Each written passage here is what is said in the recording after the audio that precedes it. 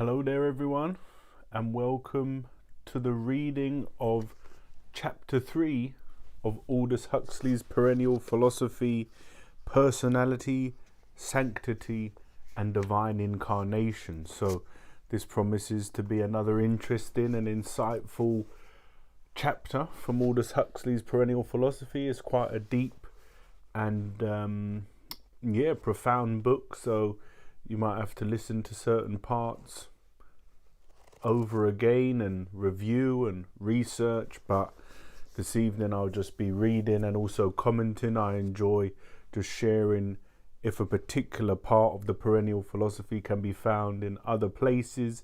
I'll often share that, but yeah, let's get right into it. Chapter 3, Personality, Sanctity, Divine Incarnation. In English, words of Latin origin tend to carry overtones of intellectual, moral, and aesthetic classiness, overtones which are not carried as a rule by their Anglo-Saxon equivalents. Maternal, for instance, means the same as motherly, intoxicated as drunk, but with what subtly important shades of difference. And when Shakespeare needed a name for a comic character, it was Sir Toby Belch that he chose, not Cavalier Tobias Eructation. The word personality is derived from the Latin, and its upper partials are in the highest degree respectable. For some odd philological reason, the Saxon equivalent of personality is hardly ever used, which is a pity, for if it were used, as currently as Belch is used for eructation, would people make such a reverential fuss about the thing connoted as certain English-speaking philosophers, moralists, and theologians have recently done? Personality, we are constantly being assured, is the highest form of reality with which we are acquainted. But surely people would think twice about making or accepting this affirmation if, instead of personality, the word employed had been its Teutonic synonym, selfness. For selfness, though it means precisely the same, carries none of the high-class overtones that go with it. Hello, Joanne. Nice to see you. It's just you and I for the moment. Hope you're doing well and have had a good day. It's lovely to see you. On the contrary, its primary meaning comes to us embedded, as it were, in discords, like the note of cracked bell. For, as all exponents of the perennial philosophy have constantly insisted, man's obsessive consciousness of and insistence on being a separate self is the final and most formidable obstacle to the unitive knowledge of God. To be a self is, for them, the original sin, and to die to self in feeling, will, and intellect is the final and all-inclusive virtue. It is the memory of these utterances that calls up the unfavourable overtones with which the word selfless is associated. The all too favourable overtones of personality are evoked in part by its intrinsically solemn Latinity, but also by reminiscences of what has been said about the persons of the Trinity. But the persons of the Trinity have nothing in common with the flesh and blood persons of our everyday acquaintance, nothing, that is to say, except that indwelling spirit, which we ought and are intended to identify ourselves, but which most of us prefer to ignore in favour of our separate selfness. That this God-eclipsing and anti-spiritual selfness should have been given the same name as is applied to the God who is a spirit is, to say the least of it, unfortunate.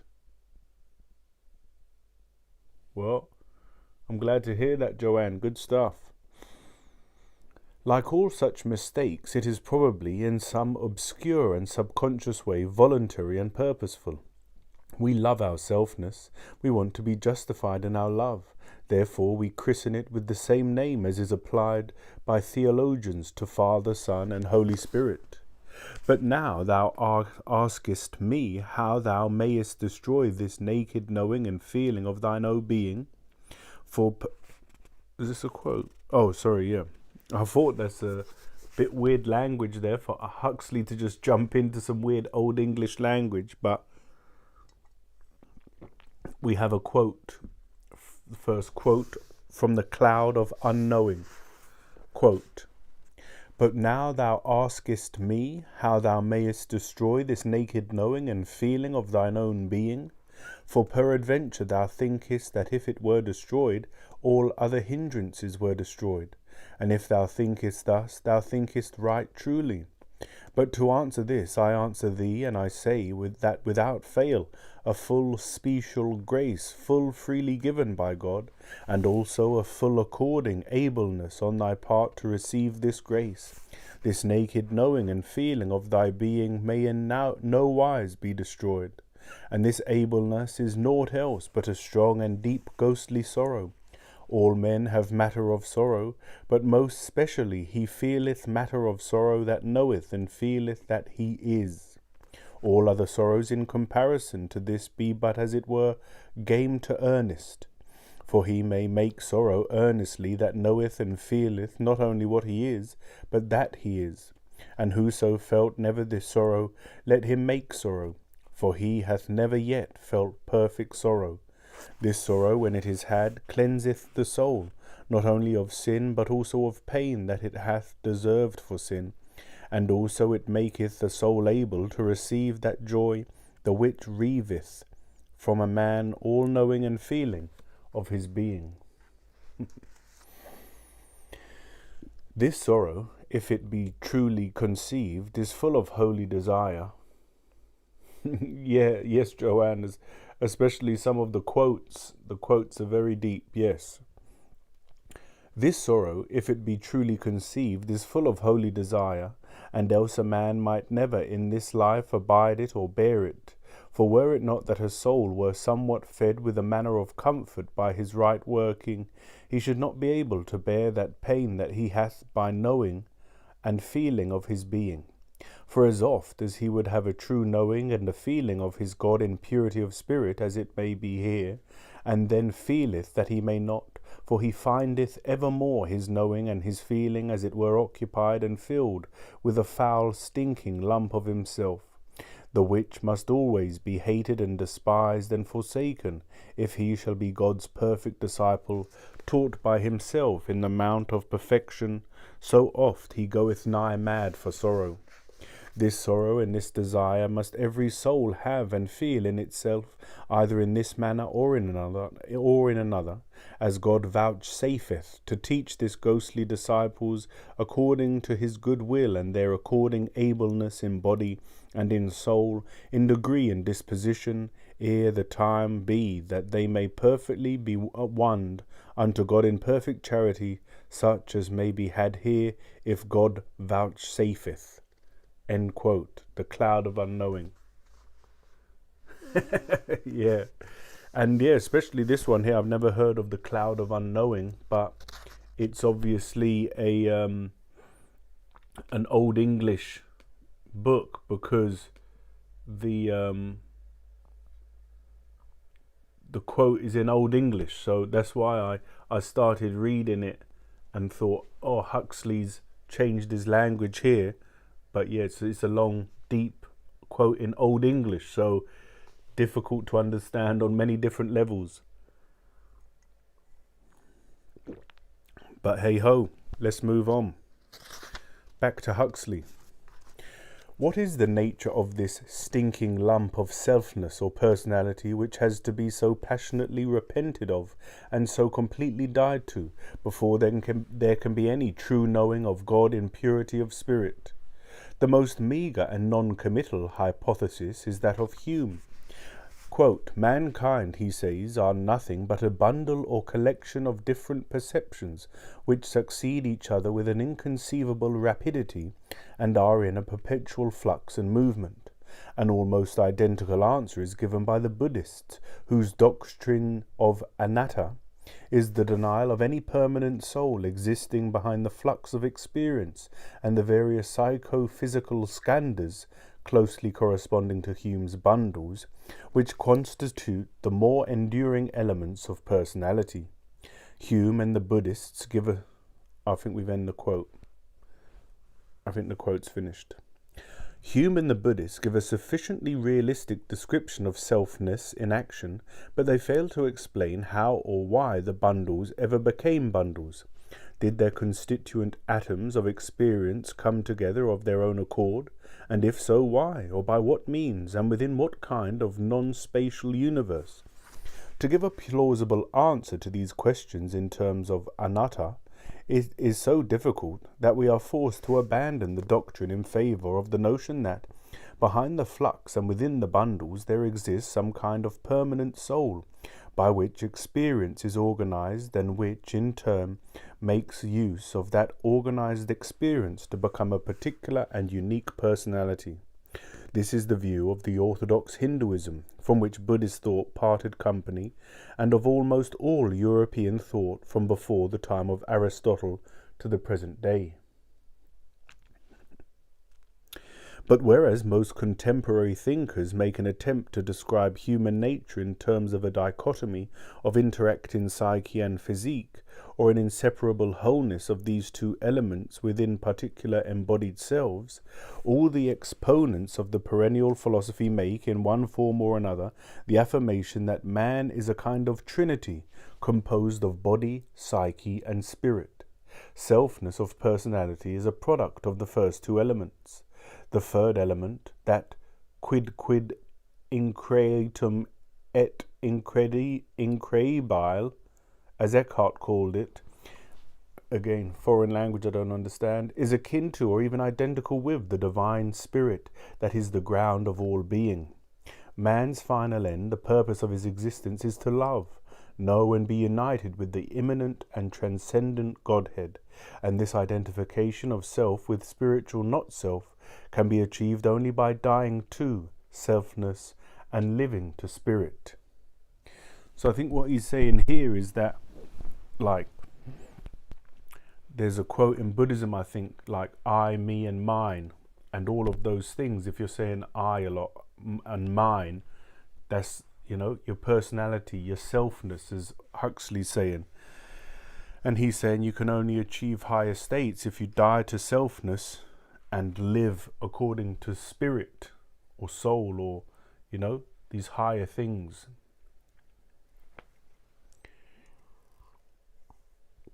And so now we're coming to another load of quotes. So let's hope one of them makes some sense to us. Quote, "What could begin to deny self if there were not something in man different from self?"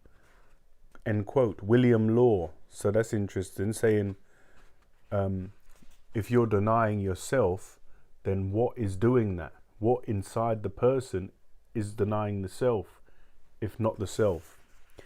Quote, "What is man? An angel, an animal, a void, a world, a nothing surrounded by God, indigent of God, capable of God, filled with God, if it so desires?"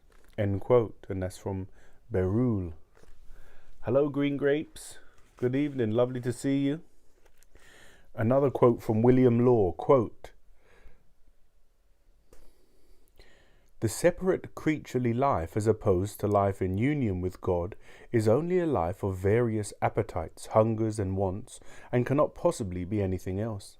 God himself cannot make a creature to be in itself, or in its own nature, anything else but a state of emptiness. The highest life that is natural and creaturely can go no higher than this. It can only be a bare capacity for goodness, and cannot possibly be a good and happy life, but by the life of God dwelling in and in union with it. And this is the twofold life that of all necessity must be united in every good and perfect and happy creature." End quote. That's William Law.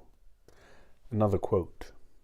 "The scriptures say of human beings that there is an outward man, and along with him an inner man. To the outward man belong those things that depend on the soul, but are connected with the flesh and are blended with it, and the cooperative functions of the several members, which as the eye, the ear, the tongue, the hand, and so on.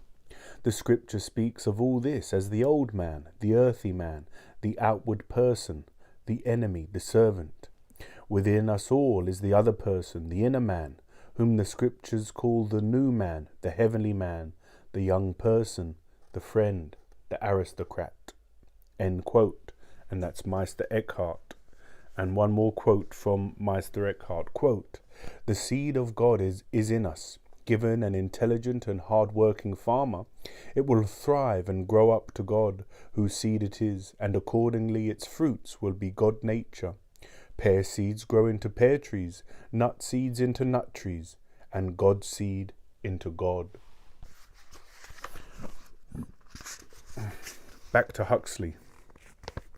The will is free, and we are at liberty to identify our being, whether exclusively with our selfness and its interests, regarded as independent of indwelling spirit in transcendent Godhead, in which case we shall be passively damned or actively fiendish, or exclusively with the divine within us and without, in which case we shall be saints, or finally with self at one moment, or in one context, and with spiritual not self at another moment, and in other contexts, in which case we shall be average citizens, too theocentric to be wholly lost, and too egocentric to achieve enlightenment and total deliverance.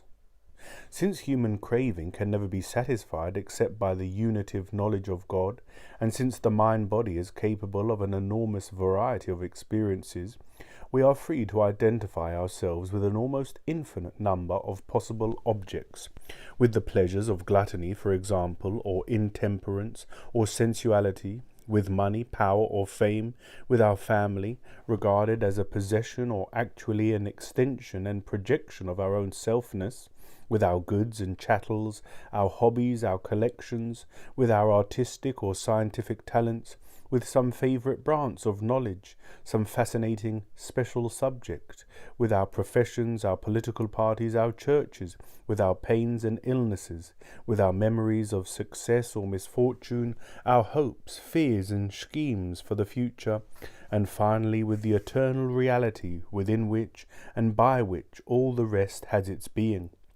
And we are free, of course, to identify ourselves with more than one of these things simultaneously or in succession.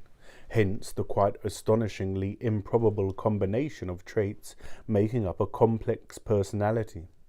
Thus a man can be at once the craftiest of politicians and the dupe of his own verbiage, can have a passion for brandy and money, and an equal passion for the poetry of George Meredith and underage girls and his mother, for horse racing and detective stories and the good of his country, the whole accompanied by a sneaking fear of hellfire, a hatred of Spinoza, and an unblemished record for Sunday church going.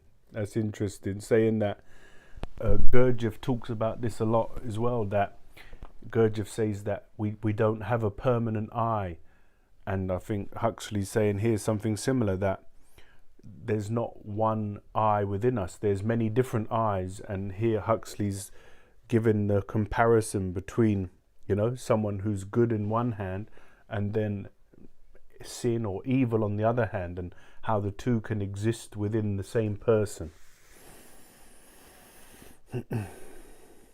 A person born with one kind of psychophysical constitution will be tempted to identify himself with one set of interests and passions, while a person with another kind of temperament will be tempted to make very different identifications. But these temptations, though extremely powerful, if the constitutional bias is strongly marked, do not have to be succumbed to. People can and do resist them, can and do refuse to identify themselves with what it would be all too easy and natural for them to be, can and do become better and quite other than their own selves. In this context, the following brief article on How Men Behave in a Crisis, published in a recent issue of Harper's Magazine, is highly significant. And here we have this article from How Men Behave in a Crisis. And again, quote, "A young psychiatrist who went as a medical observer on 5 combat missions of the 8th Air Force in England says that in times of great stress and danger, men are likely to react quite uniformly, even though under normal circumstances they differ widely in personality. He went on one mission during which the B-17 plane and crew were so severely damaged that survival seemed impossible. He had already studied the on-the-ground personalities of the crew and had found that they represented a great diversity of human types. Of their behavior in a crisis, he reported, Their reactions were remarkably alike. During the violent combat and in the acute emergencies that arose during it, they were all quietly precise on the interphone and decisive in action. The tail gunner, right waist gunner, and navigator were severely wounded early in the fight, but all three kept at their duties efficiently and without cessation.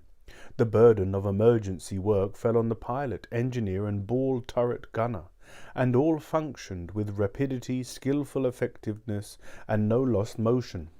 The burden of the decisions during, but particularly after the combat, rested essentially on the pilot and, in secondary details, on the co-pilot and the bombardier. The decisions arrived at with care and speed were unquestioned once they were made and proved excellent. In the period when disaster was momentarily expected, the alternative plans of action were made clearly and with no thought other than the safety of the entire crew. All at this point were quiet, unobtrusively cheerful, and ready for anything. There was at no time paralysis, panic, unclear thinking, faulty or confused judgment, or self-seeking in any one of them. One could not possibly have inferred from their behaviour that this one was a man of unstable moods and that one was a shy, quiet, introspective man. They all became outwardly calm, precise in thought, and rapid in action. Such action is typical of a crew who know intimately what fear is, so that they can use without being distracted by its physiological concomitants, who are well trained so that they can direct their action with clarity, and who have all the more than personal trust inherent in a unified team. We see then on, so that's the end of the quote. So that's a quote from How Men Behave in a Crisis from Harper's Magazine, and I think he's using it to point out that it doesn't matter what sort of a personality the soldiers had on the ground and just in the barracks and chilling. When they were in the war situation, they all sort of reverted to their training, I suppose it would be, and sort of were all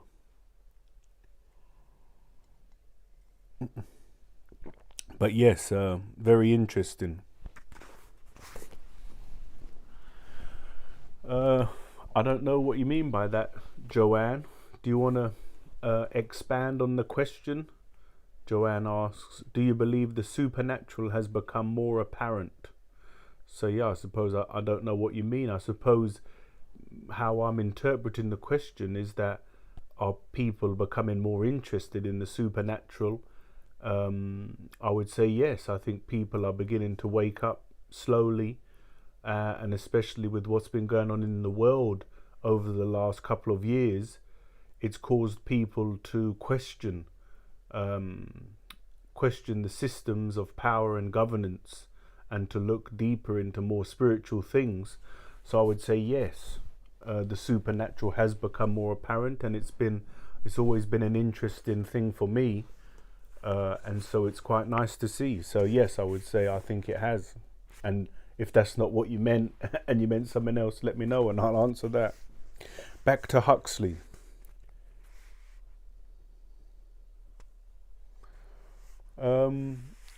And sorry, Joanne adds supernatural occurrences, and I think it's down to the individual. I think it's completely down to how the person views the world. A friend of mine many years ago said he got interested in UFOs and ufology, and was reading a lot of books about that. And by reading a lot of books about it, he sort of felt that he saw more occurrences, UFOs in the sky. And also there's a great book, James Redfield's The Celestine Prophecy. It's on the reading list for the live read, so if you're interested in that, let me know. And he says that if you look for the signs and the synchronicities, in a sense, listen to your soul and your intuition, then things start occurring more naturally, and you're sort of driven along with your heart and soul rather than your mind. So yeah, I think you can sort of make these things happen more or less depending on how you're living your life and your worldview. Back to Huxley. We see then that When the crisis came, each of these young men forgot the particular personality which he had built up out of the elements provided by his heredity and the environment in which he had grown up. That one resisted the normally irresistible temptation to identify himself with his mood of the moment, another the temptation to identify himself with his private daydreams, and so on with the rest, and that all of them behaved in the same strikingly similar and wholly admirable way. It was as though the crisis and the preliminary training for crisis had lifted them out of their divergent personalities and raised them to the same higher level. Yeah, that's the truth there, Joanne. It is hard to see them, but again, if you listen, they're there. Sometimes crisis alone without any No, I missed a bit. It was as though the crisis and the preliminary training for crisis had lifted them out of their divergent personalities and raised them to some higher level, which is sort of what I said a moment ago. Sometimes crisis alone without any preparatory training is sufficient to make a man forget to be his customary self and become, for the time being, something quite different. Thus, the most unlikely people will, under the influence of disaster, temporarily turn into heroes, martyrs, selfless labourers for the good of their fellows. Very often, too, the proximity of death produces similar results. For example, Samuel Johnson behaved in one way during almost the whole of his life, and in quite another way during his last illness.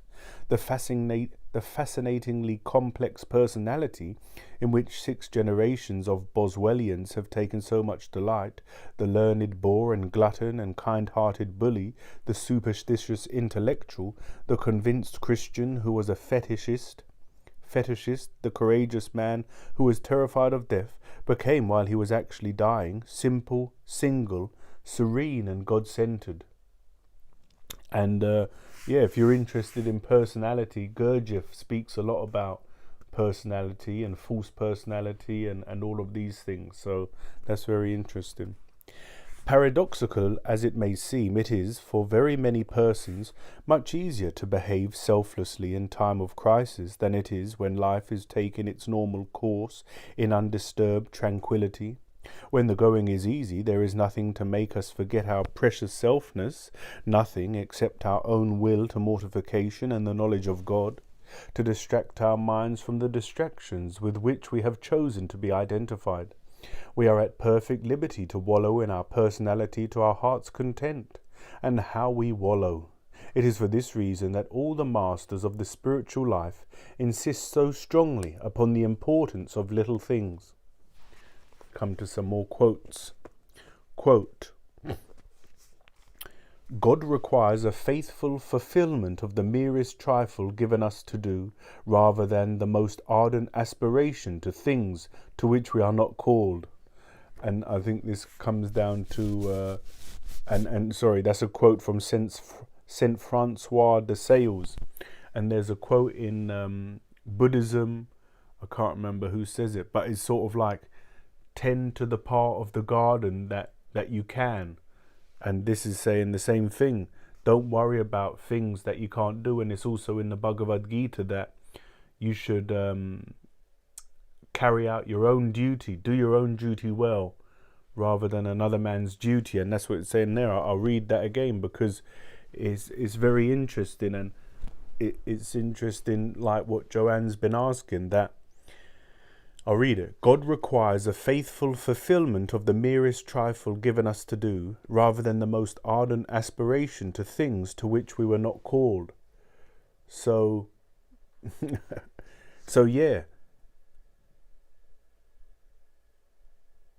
Do what is required. Do your duty. Very interesting. I'm glad to hear it, Joanne. Enjoy. And if you fall asleep, that's all right. Quote, there is no one in the world who cannot arrive without difficulty at the most eminent perfection by fulfilling with love obscure and common duties, end quote. And that's J.P. de Caussade. One more quote. Some people measure the worth of good actions only by their natural qualities or their difficulty, giving the preference to what is conspicuous or brilliant. Such men forget that Christian virtues, which are God's inspirations, should be viewed from the side of grace, not that of nature. The dignity and difficulty of a good action certainly affects what is technically called its accidental worth, but all its essential worth comes from love alone. End quote. And that's Jean-Pierre Camus.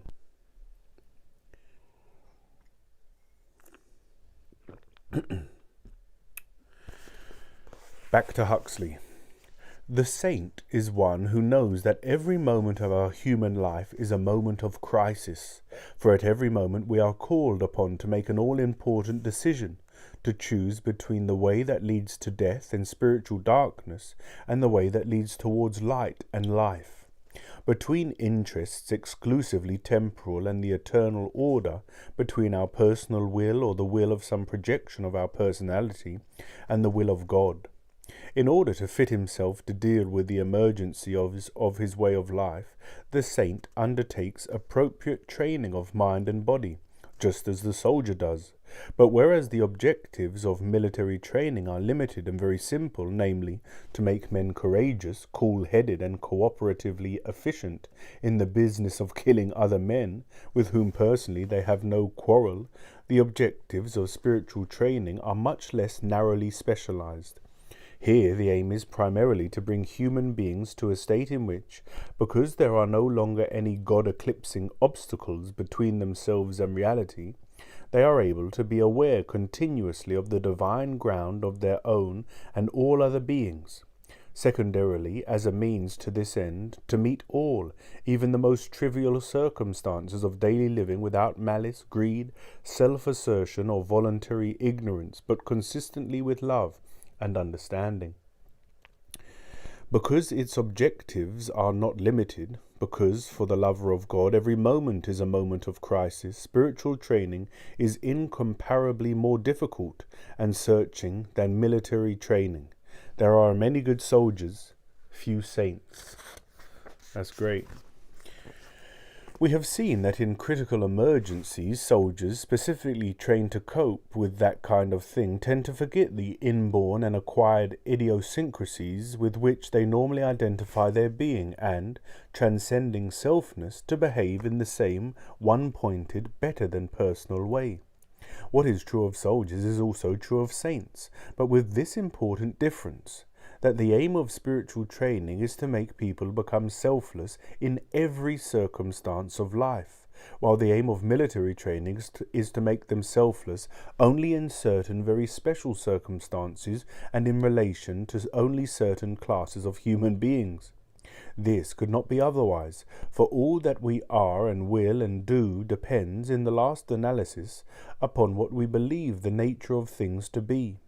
The philosophy that rationalizes power politics and justifies war and military training is always, whatever the official religion of the politicians and war makers, some wildly unrealistic doctrine of national, racial or ideological idolatry, having as its inevitable corollaries the notions of Herrenvolk and the lesser breeds without the law.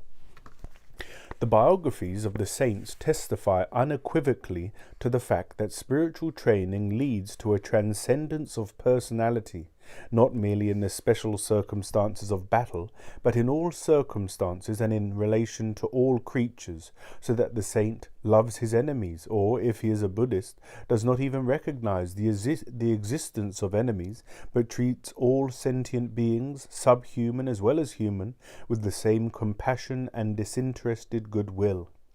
Those who win through to the unitive knowledge of God set out upon their course from the most diverse starting points. One is a man, another a woman. One a born active, another a born contemplative. No two of them inherit the same temperament and physical constitution, and their lives are passed in material, moral, and intellectual environments that are profoundly dissimilar. Nevertheless, insofar as they are saints, insofar as they possess the unitive knowledge that makes them perfect as their Father which is in heaven is perfect, they are all astonishingly alike.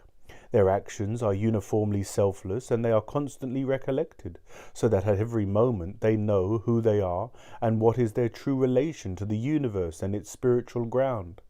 Of even plain average people it may be said that their name is Legion, much more so of exceptionally complex personalities who identify themselves with a wide diversity of moods, cravings, and opinions.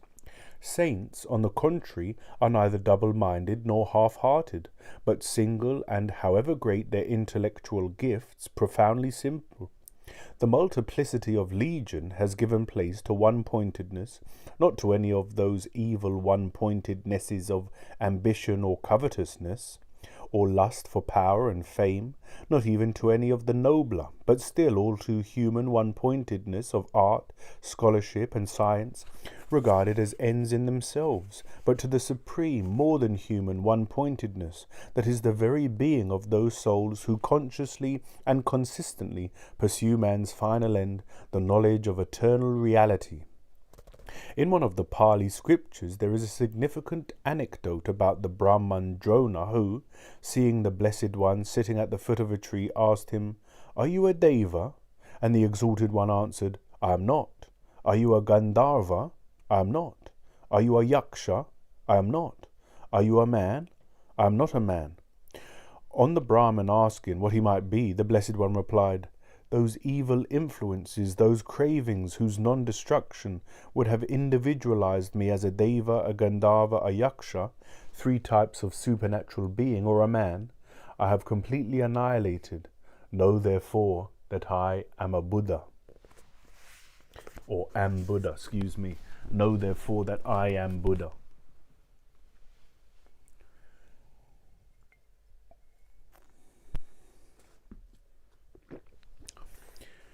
Here we may remark in passing that it is only the one-pointed who are truly capable of worshipping one God.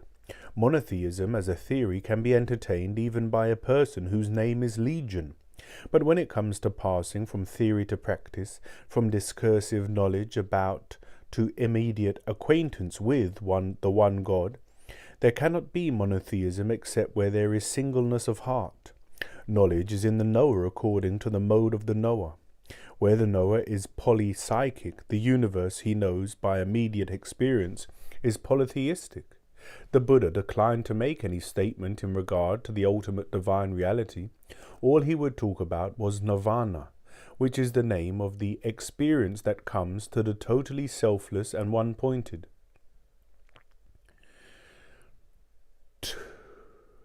To this same experience others have given the name of union with Brahman, with Al-Haq, with the immanent and transcendent Godhead.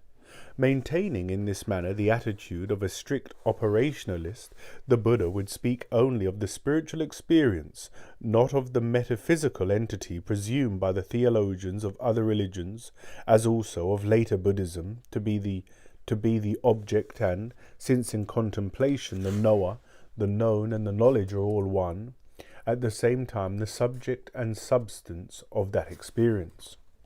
And here we have a quote from the Bhagavad Gita. "When a man lacks discrimination, his will wanders in all directions after innumerable aims. Those who lack discrimination may quote the letter of the scripture, but they are really denying its inner truth. They are full of worldly desires and hungry for the rewards of heaven. They use beautiful figures of speech. They teach elaborate rituals which are supposed to obtain pleasure and power for those who practice them. But actually they understand nothing except the law of karma that chains men to rebirth. Those whose discrimination is stolen away by such talk grow deeply attached to pleasure and power, and so they are unable to develop that one-pointed concentration of the will which leads a man to absorption in God." End quote from the Bhagavad Gita. Back to Huxley. Among the cultivated and mentally active, hagiography is now a very unpopular form of literature. The fact is not at all surprising. The cultivated and the mentally active have an insatiable appetite for novelty, diversity, and distraction, but the saints, however commanding their talents and whatever the nature of their professional activities, are all incessantly preoccupied with only one subject, spiritual reality, and the means by which they and their fellows can come to the unitive knowledge of that reality. And as for their actions, these are as monotonously uniform as their thoughts. For in all circumstances they behave selflessly, patiently, and with indefatigable charity.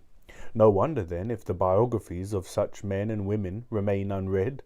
For one well-educated person who knows anything about William Law, there are 200 or 300 who have read Boswell's life of his younger contemporary. Why? Because until he actually lay dying, Johnson indulged himself in the most fascinating of multiple personalities, whereas Law, for all the superiority of his talents, was almost absurdly simple and single-minded. Legion prefers to read about Legion. It is for this reason that in the whole repertory of epic, drama, and the novel, there are hardly any representations of true theocentric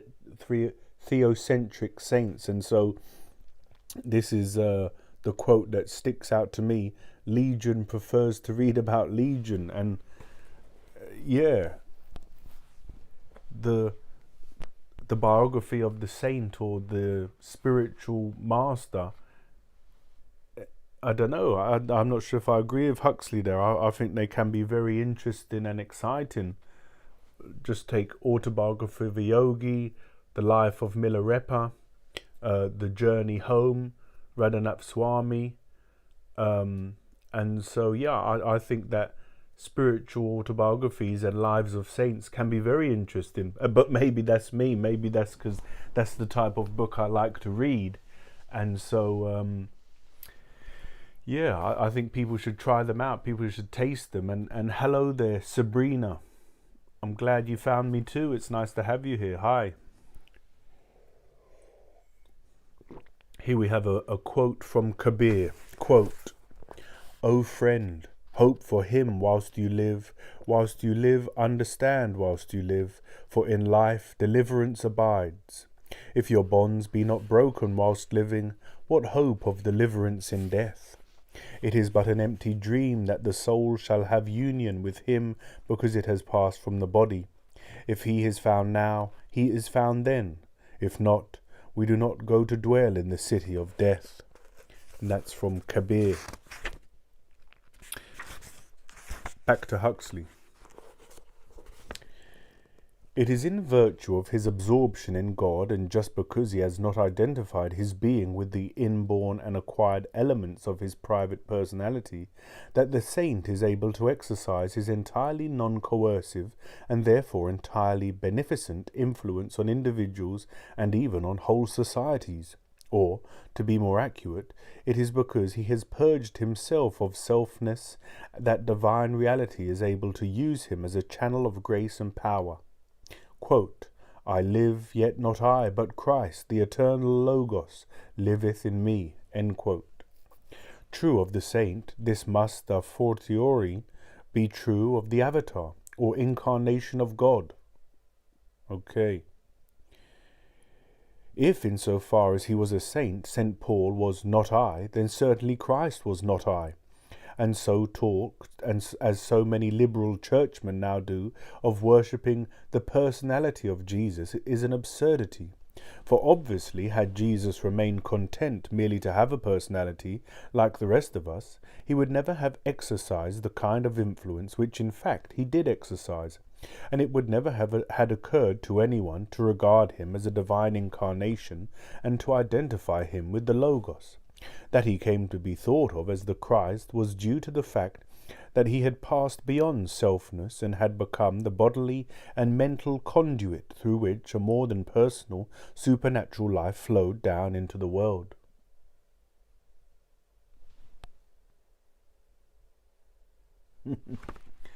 Hey Sabrina, thanks so much for those kind words. I'm going to do a video about a Japanese concept called ikigai, which is sort of, I suppose, loosely translated as purpose. But yeah, Sabrina, you've sort of summarized it there, that I love what I'm doing and you guys enjoy what I'm doing, and that's two of the aspects, and there's some other aspects as well. But yeah, I really do love reading, and so yeah, it's not there's only a few of you here this evening because it's quite heavy going stuff, the Perennial Philosophy. But in a week or two, I'm going to do a video and then a poll for some more popular books, and so yeah, then we can share those together. And like I posted in the community today, a little thing about so many books to read that by the time I've read them all, my beard will be even longer, and so that would be interesting, wouldn't it? If I grew my beard out until I'd read all the books in my house, I'd look like Gandalf from Lord of the Rings.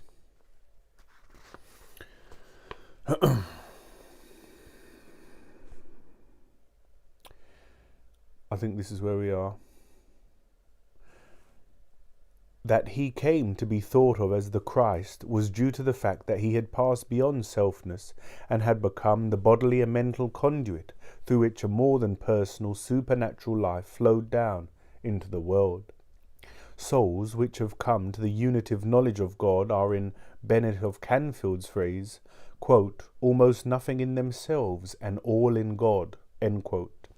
This vanishing residue of selfness persists because, in some slight measure, they still identify their being with some innate psychophysical idiosyncrasy, some acquired habit of thought or feeling, some convention or unanalyzed prejudice current in the social environment.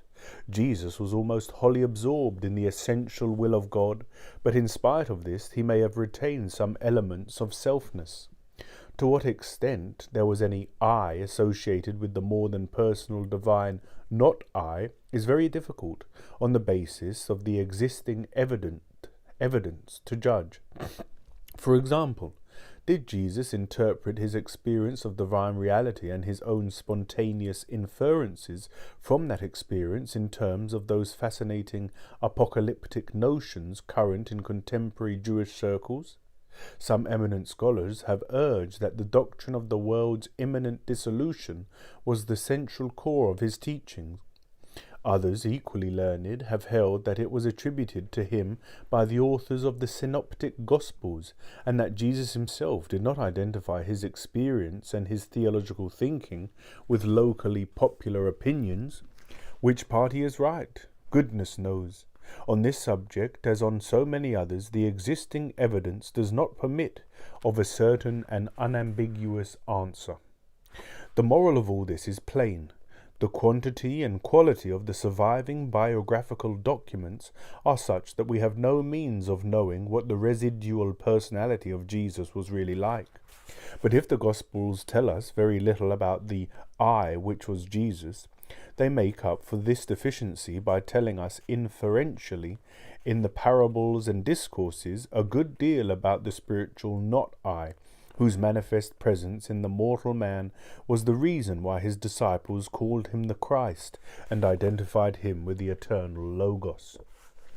The biography of a saint or avatar is valuable only in so far as it throws light upon the means by which, in the circumstances of a particular human life, the I was purged away so as to make room for the divine not I. The authors of the Synoptic Gospels did not choose to write such a biography, and no amount of textual criticism or ingenious surmise can call it into existence. In the course of the last 100 years, an enormous sum of energy has been expended on the attempt to make documents yield more evidence than in fact they contain. However regrettable may be the synoptists'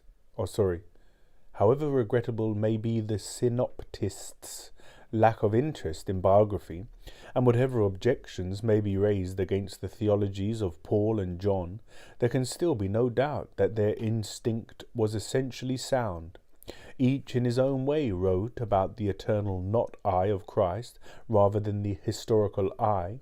Each in his own way stressed that element in the life of Jesus in which, because it is more than personal, all persons can participate.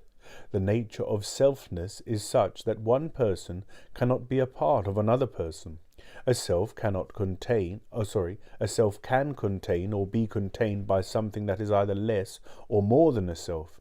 It can never contain or be contained by a self. And so this is back to the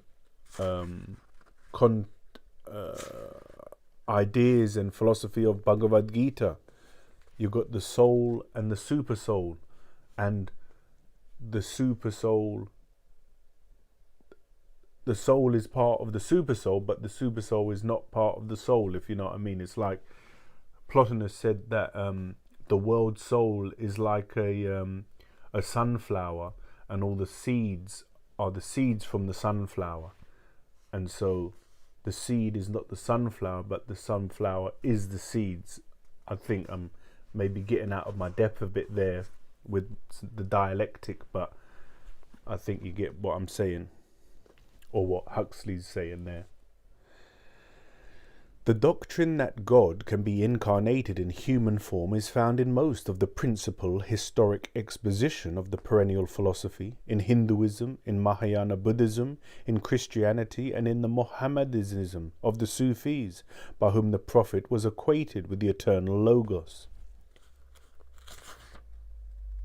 So we have a quote from the Bhagavad Gita now, another quote from the Gita. When goodness grows weak, when evil increases, I make myself a body. In every age I come back to deliver the holy, to destroy the sin of the sinner, to establish righteousness. He who knows the nature of my task and my holy birth is not reborn when he leaves his body. He comes to me. Flying from fear, from lust and anger, he hides in me. His refuge and safety burnt clean in the blaze of my being. In me many find home. End quote. That's the Bhagavad Gita. And we have another quote here from the Teviga Sutta. Quote, Then the Blessed One spoke and said, Know, Vasetha, that from time to time a Tathagata is born into the world, a fully enlightened one, blessed and worthy, abounding in wisdom and goodness, happy with knowledge of the worlds, unsurpassed as a guide to erring mortals, a teacher of gods and men, a blessed Buddha. He thoroughly understands this universe as though he saw it face to face. The truth does he proclaim both in its letter and in its spirit, lovely in its origin, lovely in its progress, lovely in its consummation. A higher life doth he make known in all its purity and all its perfectness. And I think this part of the perennial philosophy, what we're touching on now, that God can be incarnated in human form, is something that really stands out to me in regards to the perennial philosophy, because again, like I'm saying, the broad spectrum of religions is wide and vast and varied. But if you are narrow in your own religion and you only believe that God can incarnate as Jesus Christ, and you just believe that, and then all the other religions are not true, only Christianity is true, then you miss out. And then the Hindus, if they say only Krishna is God incarnated, Jesus isn't, and all the others aren't, then you narrow, you miss out on the perennial philosophies. So for me, I can recognize Jesus and Krishna and Buddha and some of the other more recent saints and sages also as having God realization and self-realization. And so in a sense, my pool of great spiritual masters, it grows much more than someone who is narrowly focused on their own religion. So that's what I think about that. Krishna is an incarnation of Brahman, Gautama Buddha of what the Mahayanists called the Dharmakaya, suchness, mind, the spiritual ground of all being. The Christian doctrine of the incarnation of the Godhead in human form differs from that of India and the Far East inasmuch as it affirms that there has been and can only be one avatar. There you go. It's just what I said, isn't it? I'll read it again. The Christian doctrine of the incarnation of the Godhead in human form differs from that of India and the Far East inasmuch as it affirms that there has been and can be only one avatar, Jesus Christ. What we do depends in large measure upon what we think, and if what we do is evil, there is good empirical reason for supposing that our thought patterns are inadequate to material, mental or spiritual reality. To material, mental or spirituality. They got a full stop there where they shouldn't be. Because Christians believed that there had been only one avatar, Christian history has been disgraced by more and bloodier crusades, interdominational wars, persecutions and proselytizing imperialism than has the history of Hinduism and Buddhism. Absurd and idolatrous doctrines affirming the quasi-divine nature of sovereign states and their rulers have led Oriental no less than Western peoples into innumerable political wars. But because they have not believed in an exclusive revelation at one sole instant of time, or in the quasi-divinity of an ecclesiastical organization, Oriental people have kept remarkably clear of the mass murder for religion's sake, which has been so dreadfully frequent in Christendom.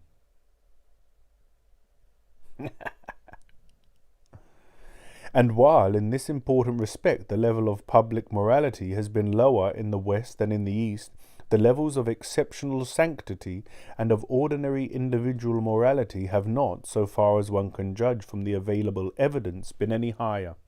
If the tree is indeed known by its fruits, Christianity's departure from the norm of the perennial philosophy would seem to be philosophically unjustifiable.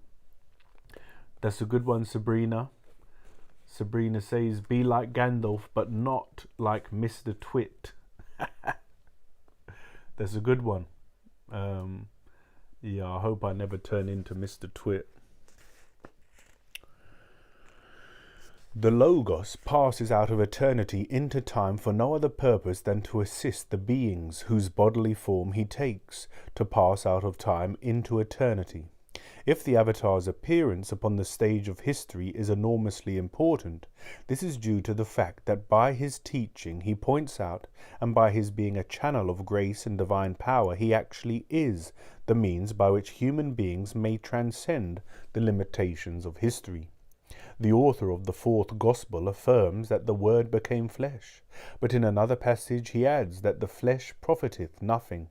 Nothing, that is to say, in itself, but a great deal, of course, as a means to the union with immanent and transcendent spirit. In this context, it is very interesting to consider the development of Buddhism. Under the forms of religious or mystical imagery, writes R.E. Johnston in his Buddhist China, the Mahayana expresses the universal, whereas Hinayana cannot set itself free from the domination of historical fact. Excuse me. Hello, I don't know how to pronounce that. I don't know how to say your name, but I'm glad you enjoy it. Much more to come. We got a lot of chapters still to come, so strap in. In the words of an eminent Orientalist, Ananda K. Kumaraswamy, the Mahayanist believer is warned precisely as the worshipper of Krishna is warned in the Vaishnavite scriptures that the Krishna Lila is not a history but a process forever unfolded in the heart of man, that matters of historical fact are without religious significance, except, we should add, in so far as they point to or themselves constitute the means, whether remote or proximate, whether political, ethical, or spiritual, by which men may come to deliverance from selfness and the temporal order. In the West, the mystics went some way towards liberating Christianity from its unfortunate servitude to historic fact, or to be more accurate, to those various mixtures of contemporary record with subsequent inference and fantasy, which have at different epochs been accepted as historic fact. From the writings of Eckhart Tolle and Risebrook, of Bohm, William Law, and the Quakers, it would be possible to extract a spiritualized and universalized Christianity, whose narrative should refer not to history as it was, or as someone afterwards thought it ought to be, but to processes forever unfolded in the heart of man.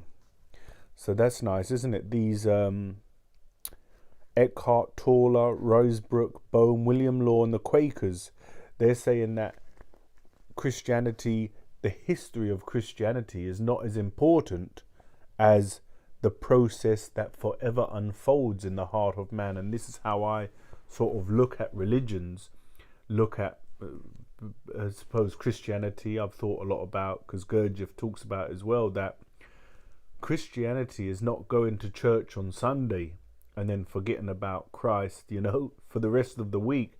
You've been to church, so you feel good and you think you're a good Christian. Christianity is living, as close to Christ's precepts as you can. And Islam is the same. That's why they do their prayers and their readings and their studies and their recitations, because that's what Muhammad did and that's what they're trying to emulate. So I like that part, and that's very well put there by Huxley.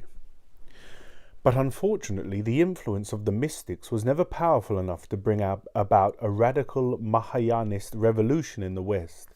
In spite of them, Christianity has remained a religion in which the pure perennial philosophy has been overlaid, now more, now less, by an idolatrous preoccupation with events and things in time. Events and things regarded not merely as useful means, but as ends intrinsically sacred and indeed divine. Moreover, such improvements on history as were made in the course of centuries were, most imprudently, treated as though they themselves were a part of history, a procedure which put a powerful weapon into the hands of Protestant and later of rational controversialists. How much wiser it would have been to admit the perfectly avowable fact that, when the sternness of Christ the Judge had been unduly emphasized, men and women felt the need of personifying the divine compassion in a new form, with the result that the figure of the Virgin, mediatrix to the mediator, came into increased prominence. And when, in course of time, the Queen of Heaven was felt to be too awe-inspiring, compassion was repersonified in the homely figure of Saint Joseph, who thus became mediator to the mediatrix to the mediator. In exactly the same way, Buddhist worship felt that the historic Shakyamuni, with his insistence on recollectedness, discrimination, and a total dying to self as the principal means of liberation, was too stern and too intellectual. The result was that the love and compassion which Shakyamuni had also inculcated came to be personified in Buddhas such as Amida and Maitreya, divine characters completely removed from history, inasmuch as their temporal career was situated somewhere in the distant past or distant future. Here it may be remarked that the vast numbers of Buddhas and Bodhisattvas of whom the Mahayanist theologians speak are commensurate with the vastness of their cosmology. Time for them is the beginningless, and the innumerable universes, every one of them supporting sentient beings of every possible variety, are born, evolve, decay, and die, only to repeat the same cycle again and again, until the final inconceivably remote consummation, when every sentient being in all the worlds shall have won to deliverance out of time into eternal suchness or Buddhahood. This cosmological background to Buddhism has affinities with the world picture of modern astronomy, especially with that version of it offered in the recently published theory of Dr. Weizsäcker regarding the formation of planets. If the Weizsäcker hypothesis is correct, the production of a planetary system would be a normal episode in the life of every star. There are 40,000 million stars in our own galactic system alone, and beyond our galaxy, other galaxies indefinitely.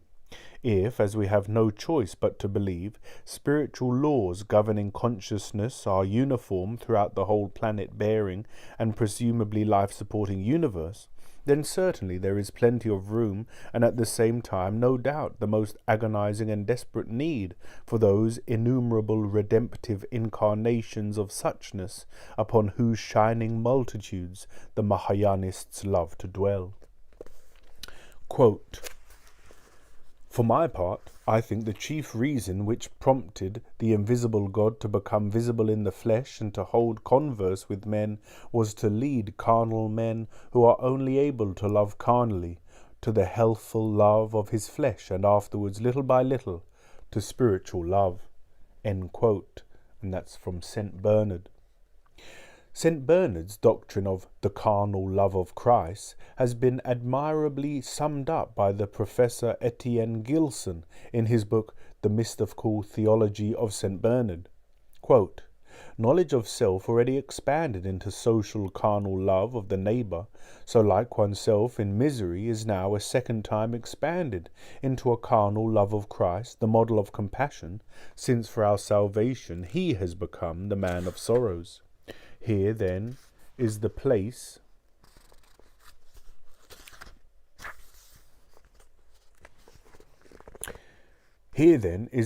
occupied in Cistercian mysticism by the meditation on the visible humanity of Christ. It is but a beginning, but an absolutely necessary beginning. Charity, of course, is essentially spiritual, and a love of this kind can be no more than its first moment.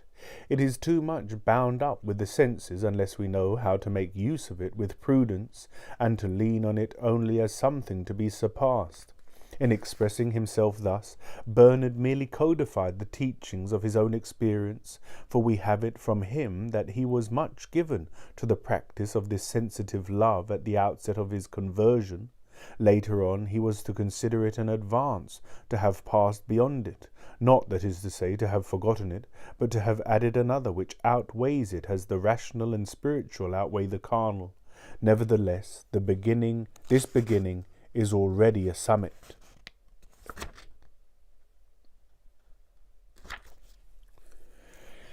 This sensitive affection for Christ was always presented by St. Bernard as love of a relatively inferior order. It is so precisely on account of its sensitive character, for charity is of a purely spiritual essence. In right, the soul should be able to enter directly into union in virtue of its spiritual powers with a God who is pure spirit. The Incarnation, moreover, should be regarded as one of the consequences of man's transgression, so that love for the person of Christ is, as a matter of fact, bound up with the history of a fall which need not and should not have happened. St. Bernard, furthermore, and in several places, notes that this affection cannot stand safely alone, but needs to be supported by what he calls science. He had examples before him of the deviations into which even the most ardent devotion can fall when it is not allied with and ruled by a sane theology. Can the many fantastic and mutually incompatible theories of expiation and atonement which have been grafted onto the Christian doctrine of divine incarnation be regarded as indispensable elements in a sane theology? I find it difficult to imagine how anyone who has looked into a history of these notions, as expounded, for example, by the author of the Epistle of the Hebrews, by Athanasius and Augustine, by Anselm and Luther, by Calvin and Grotius, can plausibly answer this question in the affirmative. I think all those names are famous Christian writers. In the present context, it will be enough to call attention to one of the bitterest of all the bitter ironies of history. For the Christ of the Gospels, lawyers seem further from the kingdom of heaven, more hopelessly impervious to reality than almost any other class of human beings except the rich. But Christian theology, especially that of the Western churches, was the product of minds imbued with Jewish and Roman legalism. In all too many instances, the immediate insights of the Avatar and the theocentric saint were rationalized into a system, not by philosophers, but by speculative barristers and metaphysical jurists. Why should what Abbot John Chapman calls, quote, the problem of reconciling, not merely uniting, mysticism and Christianity, end quote, be so extremely difficult? Simply because so much Roman and Protestant thinking was done by those very lawyers whom Christ regarded as being peculiarly incapable of understanding the nature of things. Quote, the abbot, Chapman, is apparently referring to Abbot Marmion, says St. John of the Cross, is like a sponge full of Christianity. You can squeeze it all out, and the full mystical theory, in other words, the pure perennial philosophy, remains. Consequently, for 15 years or so, I hated St. John of the Cross and called him a Buddhist. I love St. Teresa and read her over and over again. She is first a Christian, only secondly a mystic. Then I found I had wasted 15 years, so far as prayer was concerned. And we're coming to the end of chapter 3. We've got a few last quotes, and then the final conclusion from Huxley. So, yeah, if you've got any, who are these people quoting these, putting these things in the chat? If you've got any question, I didn't report the guys before.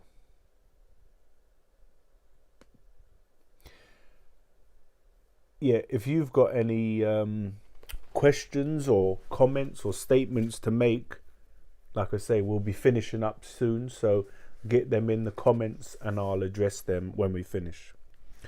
This is a quote from Theologia Germanica. Quote, now see the meaning of these two sayings of Christ's. The one, no man cometh unto the Father but by me, that is through my life. The other saying, no man cometh unto me, except the Father draw him. That is, he does not take my life upon him and follow after me, except he is moved and drawn by my Father. That is, of the simple and perfect good, of which St. Paul saith, when that which is perfect is come, that which is in part shall be done away. End quote. In other words, there must be imitation of Christ before there can be identification with the Father, and there must be essential identity or likeness between the human spirit and the God who is spirit, in order that the idea of imitating the earthly behavior of the incarnate Godhead should ever cross anybody's mind. Christian theologians speak of the possibility of a deification, but deny that there is identity of substance between spiritual reality and the human spirit. In Vedanta and Mahayana Buddhism, as also among the Sufis, spirit and spirit are held to be the same substance. Atman is Brahman, that art thou. Quote, when not enlightened, Buddhas are no other than ordinary beings. When there is no enlightenment, When not enlightened, Buddhas are no other than ordinary beings. When there is enlightenment, ordinary beings at once turn into Buddhas. End quote. And that's Hui Neng. So now we come to the final paragraph and conclusion from Huxley. Every human being can thus become an avatar by adoption, but not by his unaided efforts. He must be shown the way, and he must be aided by divine grace. That men and women may be thus instructed and helped, the Godhead assumes the form of an ordinary human being who has to earn deliverance and enlightenment in the way that is prescribed by the divine nature of things, namely by charity, by a total dying to self and a total one-pointed awareness. Thus enlightened, the avatar can reveal the way of enlightenment to others and help them actually to become what they already potentially are. And of course, the eternity which transforms us into ourselves is not the experience of mere persistence after bodily death. There will be no experience of timeless reality then, unless there is the same or a similar knowledge within the world of time and matter. By precept and by example, the avatar teaches that this transforming knowledge is possible, that all sentient beings are called to it, and that, sooner or later, in one way or another, all must finally come to it. And so that ends chapter 3. chapter 4 is called God in the World. So I imagine it will continue somewhat from the end of that chapter, the divine incarnation. And so I'll be reading next on Sunday evening. And then, next week we'll work our way through some more of these chapters and hopefully learn a bit more about the perennial philosophy. But it doesn't seem that anyone has any questions for me. And so I'm going to head off to bed. Unless anyone's got anything to say or share or speak about, I'm going to head off. And like I say, I'll be back Sunday evening where we'll be reading chapter 4, God in the World, and we'll continue our study of the perennial philosophy. But as always, it's great to have you here. Joanne, always lovely to see you. Sabrina, thanks for your kind words, and it was lovely to see you. And I don't know how to pronounce FLCL times 2. I don't know how to pronounce that, or if I'm even meant to pronounce it. But guys, thanks for being with me and enjoying it. And I hope to see you Sunday for chapter 4. Okay, guys, take care. Have a nice weekend, and I'll see you Sunday night. Bye, guys. See you.